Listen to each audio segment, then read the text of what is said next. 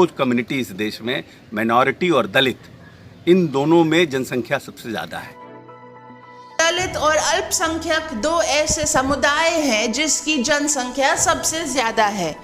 इन दोनों समुदायों में महिलाओं का शिक्षा दर कम है, जिस वजह से इन दोनों समुदायों की जनसंख्या तेजी से बढ़ रही है। ऐसे में जनसंख्या नियंत्रण के लिए केवल कानून बना देने से ही नहीं होगा, बल्कि बालिकाओं को शिक्षित करना भी जरूरी है।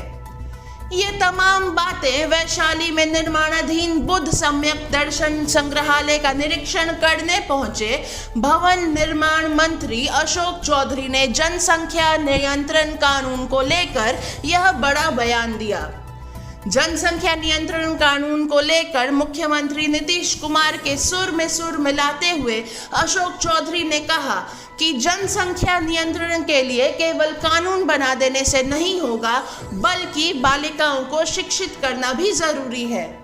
मंत्री ने कहा कि यदि बालिकाओं को शिक्षित किया जाए तो वह जनसंख्या नियंत्रण की दिशा में कारगर कदम होगा। वहीं इस अवसर पर भवन निर्माण मंत्री अशोक चौधरी ने वैशाली गढ़ पर 72 एकड़ में 320 करोड़ रुपए की लागत से बन रहे बुद्ध सम्यक दर्शन संग्रहालय का निरीक्षण किया। उन्होंने कहा कि कोरोना के कारण निर्माण कार्य बाधित हुआ है, लेकिन इसे जल्द ही शुरू कर दिया जाएगा और दिसंबर माह तक इसका निर्माण कार्य पूरा करने का लक्ष्य भी निर्धारित किया गया है।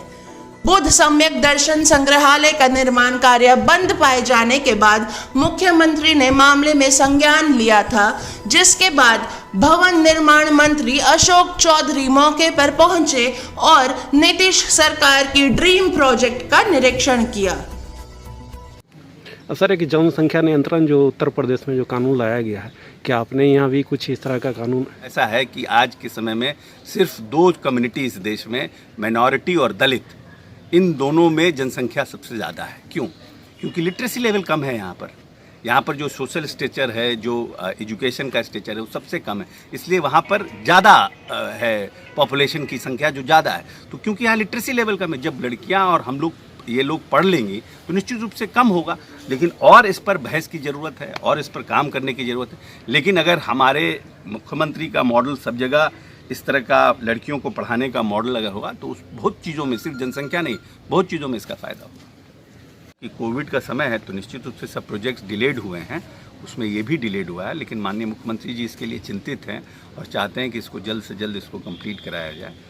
स्टोन जो राजस्थान से आ रहे हैं वहाँ से भी थोड़ी समस्या है, उस सब बात हो रहा है और इसको प्रयास किया जाए। विजिट हुआ है, जो लोग हैं, कॉन्ट्रैक्टर्स हैं, उन लोगों को भी बुलाया गया, इंजीनियर्स को बुलाया गया था।